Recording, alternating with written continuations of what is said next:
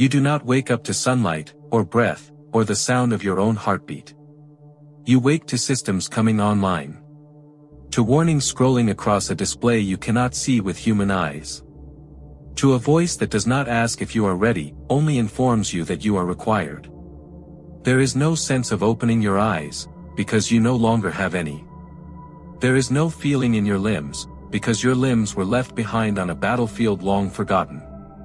You are conscious, and that is the cruelty. You are aware, and that is the punishment.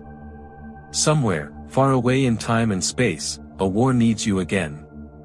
You do not rise. You are activated. This is not survival. This is not salvation. This is what it means to be awake only to obey. This story is not about heroism, glory, or the triumph of the human spirit. It is about what remains when those things are stripped away piece by piece.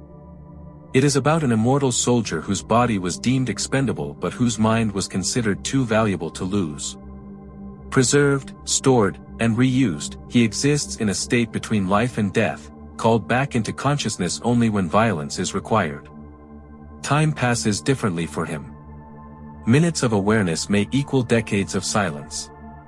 Entire civilizations rise and fall while he waits in darkness, unaware, unchanging.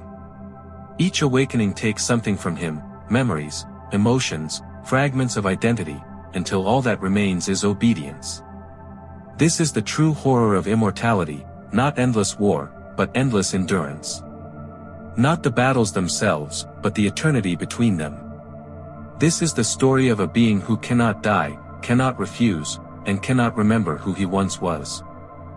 The moment the human body fails is not heroic.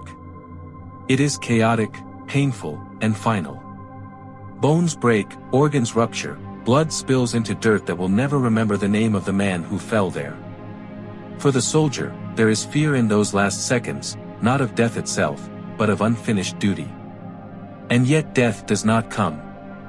Instead, there are hands, cold, efficient, indifferent, lifting what remains of him away from the battlefield. He is not mourned. He is assessed. His body is declared unsalvageable, but his mind, his will, his loyalty, those are deemed too valuable to lose. This is where the lie begins. They call it preservation. They call it honor. They say he will serve forever. What they do not say is that forever has a cost. Flesh is removed. Pain is suppressed but not erased. The human body, with all its limits, is discarded like damaged equipment. In its place, a prison is built. Metal, ceramite, adamantium, layer upon layer of armor designed not to protect the man, but the weapon he is becoming. His consciousness is sealed inside, not asked for consent, not given a choice. The body dies once. The transformation ensures the mind will die slowly, piece by piece, across centuries. Awakening for the first time inside the machine is not like waking from sleep. There is no gradual return to awareness, no comforting familiarity. Consciousness slams back into existence all at once, overwhelming and violent. Information floods in through artificial senses, distance, heat, movement, threat markers, none of it intuitive, none of it human.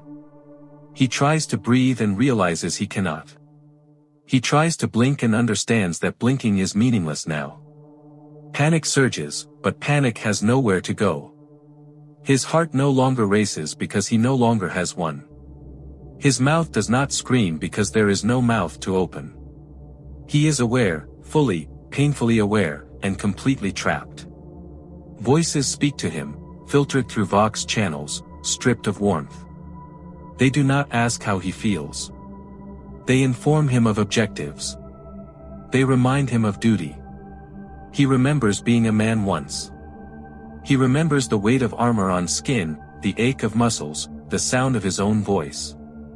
Those memories clash violently with his new reality, and for a brief, terrible moment, he understands the truth. He has not been saved. He has been repurposed. There is no escape, no refusal, no death waiting at the end of this path. There is only obedience, enforced not by loyalty alone, but by the fact that he has nowhere else to exist. War returns again and again, and with each return, time becomes less real. To the soldier, a battle feels like hours, firing, advancing, destroying, then darkness. When awareness returns, decades have passed. The names spoken around him are unfamiliar. The banners have changed. The enemies are different, yet somehow always the same. He becomes a constant in a universe defined by change. He is deployed as a solution, an answer to problems deemed too costly for living warriors. Stories grow around him. He is called ancient, legendary, unstoppable. None of them know what it feels like to awaken and realize that everyone you once knew has been dust for centuries. None of them understand that while history remembers his victories, he barely remembers the reasons for them. Faces blur. Wars blend together. He fights because that is what happens when he is awake. He sleeps because that is what happens when he is no longer needed. Time does not heal him. Time erodes him. With every awakening, something is missing, and he cannot remember when it was lost. Between wars lies the true horror.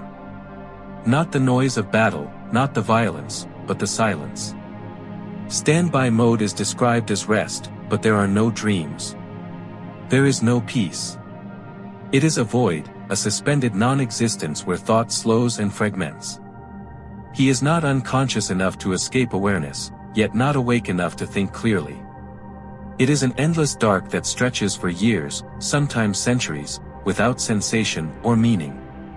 Memories decay here.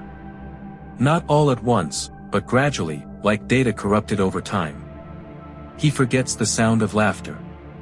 He forgets the faces of those he once fought beside.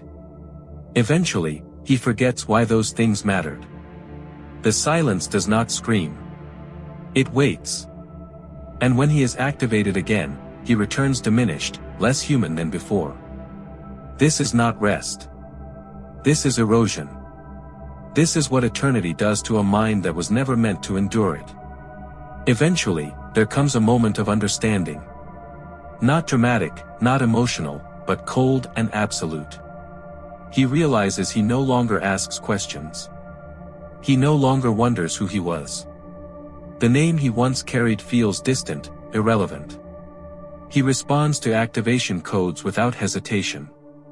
Targets are identified. Weapons fire. Objectives are completed.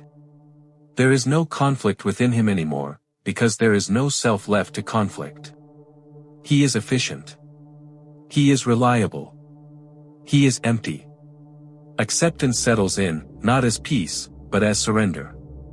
He understands now that immortality was never a reward.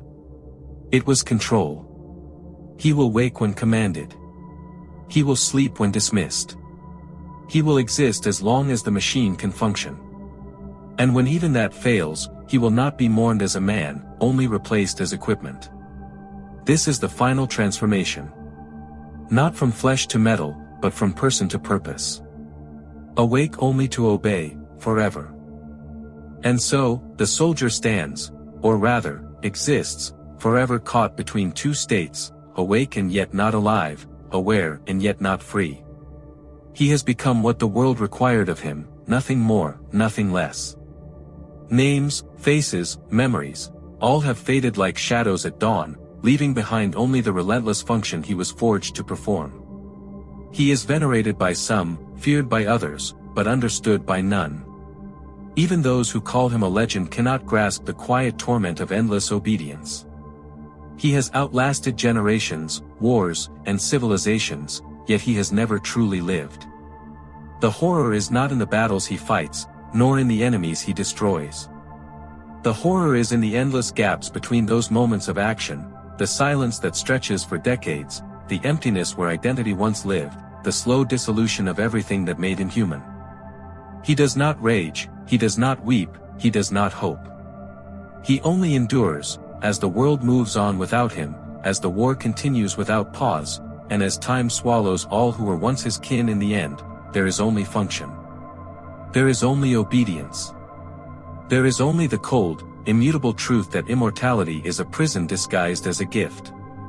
To be eternal is not to triumph over death, it is to be sentenced to an eternity where life has meaning only in service, where identity is sacrificed at the altar of duty, and where humanity is the first casualty of survival.